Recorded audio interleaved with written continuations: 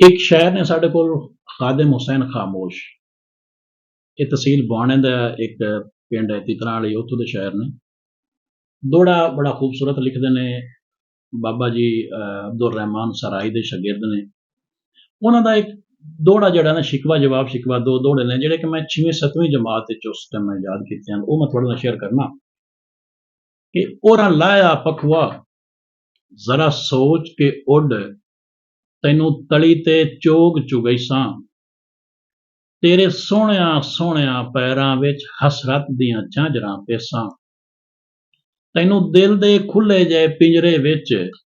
अज इंज खामोश बहीसां, नाल ए भी शर्त ए जो सारी जिंदगी तैनू मोड़े तो उडण ना देसां।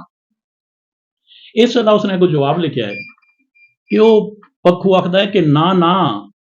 इन्ने चोग ना गत, मैं तां कोई नहीं लाना, एवें पर अजकैंदा वतना, तेरे वसदे शहर दे जा जा ते एवें नज़र फिरेंदा वतना, ते खामोश ना पोछे ना कोठियां तू,